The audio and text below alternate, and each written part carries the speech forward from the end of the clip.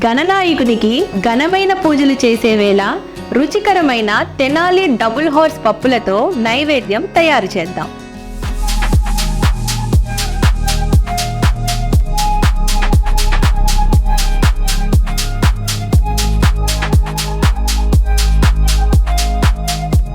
Tenali double horse రుచికరంగా ఉంటుంది, అనుబంధాల్ని పెంచుతుంది.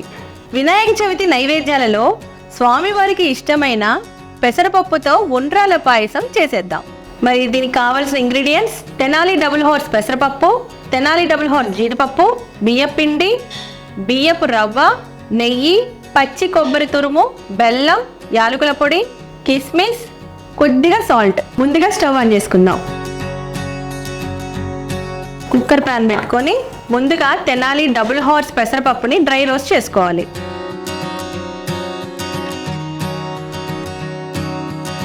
ఇది కొంచెం గోల్డెన్ బ్రౌన్ వచ్చే వరకు వేపుకోవాలి. సో ఇది గోల్డెన్ బ్రౌన్కి వచ్చేసాయి. ఇందులో ఒక కప్పు పప్పు పోసాను, ఒక కప్పు వాటర్ పోయాలి.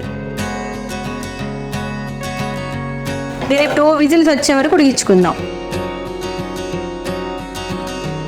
ఇవి 2 విజిల్స్ వచ్చేలోపు బాండీలో నెయ్యి వేసుకొని జీడిపప్పు కిస్మిస్ వేయించుకుందాం. దీనిలో కొంచెం నెయ్యి వేసుకొని ఇది కరిగిన తర్వాత తెనాలి డబుల్ హార్స్ వారు జీడిపప్పుల్ని కూడా మార్కెట్లోకి లాంచ్ చేశారు. చాలా క్వాలిటీగా ఉన్నాయి. 2 విజిల్స్ వచ్చేసాయి. ఇప్పుడు పొయ్యి ఆఫ్ చేసేద్దాం. నెయ్యి హీట్ అయిపోయింది. ఇప్పుడు దీంట్లో తెనాలి డబుల్ హార్స్ వారి జీడిపప్పు వేద్దాం. చాలా క్వాలిటీగా ఉన్నాయి.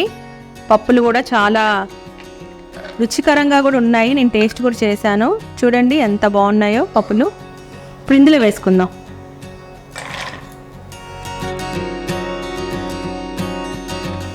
జీడిపప్పులు వేగిపోయాయి. బౌల్లోకి షిఫ్ట్ చేసేసుకుందాం.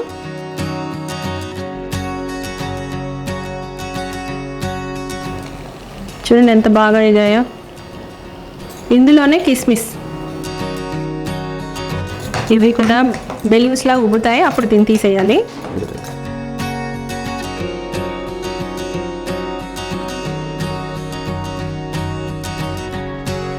వీటిని కూడా ట్రాన్స్ఫర్ చేసేద్దాము బౌల్లోకి. జీడిపప్పు కిస్మిస్ వేయించుకున్న బాండీలోనే కొంచెం వాటర్ పోసుకోవాలి. ఇదే నెయ్యిలో. ఇందులోనే కొంచెం బెల్లం కూడా వేసేసుకోవాలి. రుచికి సరిపడా బెల్లం.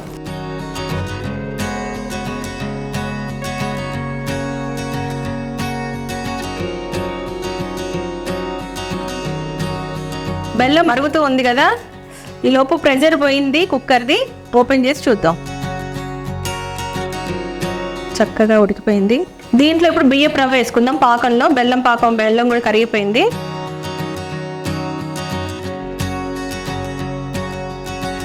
దీంట్లో కొంచెం చిటికెడు ఉప్పు వేసుకుందాం.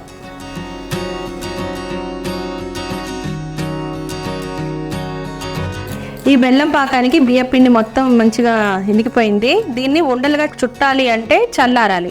ఒక 10 నిమిషాలు స్టవ్ ఆఫ్ చేసి 10 నిమిషాలు పక్కన పెట్టేద్దాం. ఇది కూడా చల్లారిపోయింది. కొంచెం గోరువెచ్చగా ఉన్నప్పుడే ముద్ద కట్టుకోవాలి, మనకి ఉండలు రావాలి అంటే.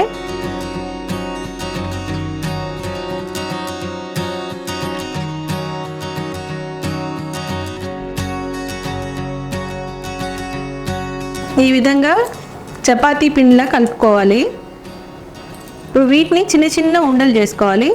దానికంటే ముందు ఈ కుక్కర్లో పప్పు ఉడికింది కదా, ఈ పప్పుని మళ్ళీ స్టవ్ మీద పెట్టుకొని ముందుగా తయారు చేసుకున్న బెల్లం పాకం, వాటర్, ఇది జస్ట్ వాటరే, పాకం అయితే కాదు.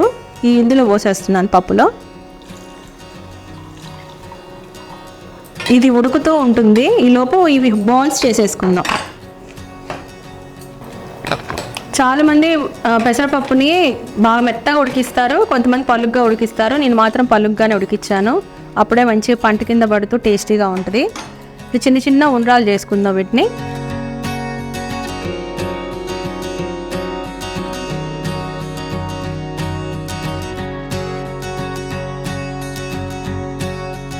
చూసారుగా ఇట్లాగా చిన్న చిన్న ఉండ్రాల్లా తయారు చేసుకోవాలి.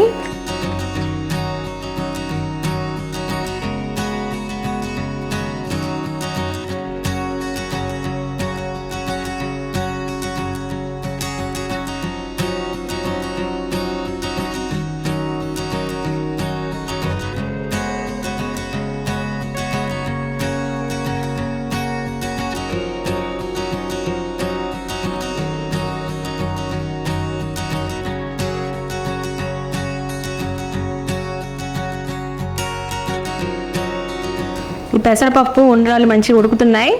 ఇప్పుడు ఇందులో 1 స్పూను బియ్యపు రవ్వ,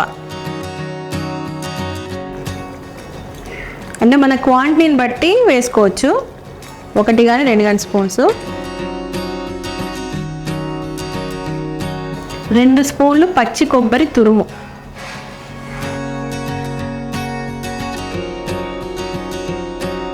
ఇందులో కూడా చిటికెడు సాల్ట్ వేసుకోవాలి, బ్యాలెన్స్ అవుతుంది మన స్వీట్నెస్ అంతా. మరి ఎక్కువ స్వీట్ లేకుండా మంచిగా బ్యాలెన్స్ అవుతుంది. కొద్దిగా యాలకుల పొడి,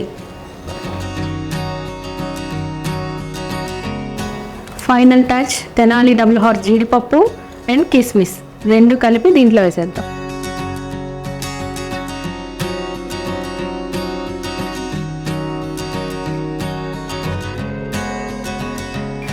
స్వామివారికి నివేదించడానికి సర్వింగ్ డిష్లో తీసుకుందాం.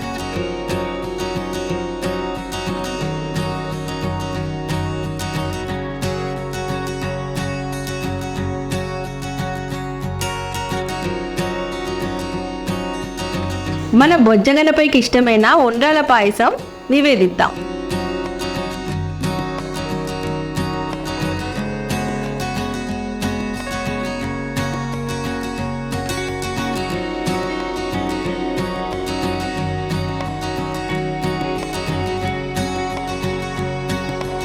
చూస్తున్నారు కదండి, తెనాలి డబుల్ హార్స్ వారు రిషిక నేతి బెల్లం సున్నుండ సింగిల్ పీస్ అండి, మార్కెట్లో అవైలబుల్గా ఉంది.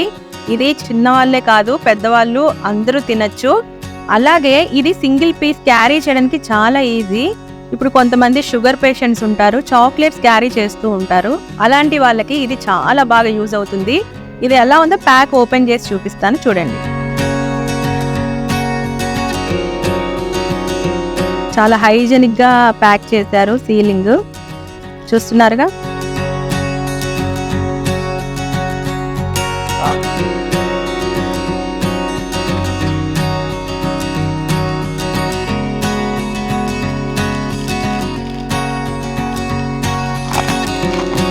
చూడండి ఎంత బాగుందో, చూడడానికి ఎంత ఫ్రెష్గా ఉంది లడ్డు. ఇది ఎక్కడికైనా క్యారీ చేయొచ్చు, సింగిల్ లడ్డు, వేరే బాక్స్ కూడా అవసరం లేదు. ప్యాకింగ్ కూడా చాలా నీట్గా వచ్చింది.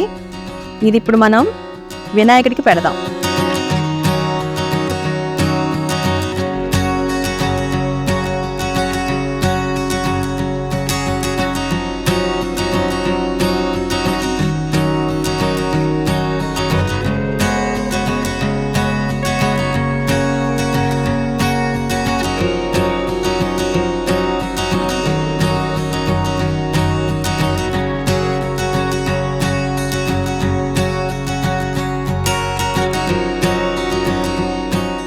వినాయక చవితి నైవేద్యాలలో రుచికరమైన తెనాలి డబుల్ హార్స్ పెసరపప్పుతో ఉండ్రాల పాయసాన్ని స్వామివారికి నివేదించాను.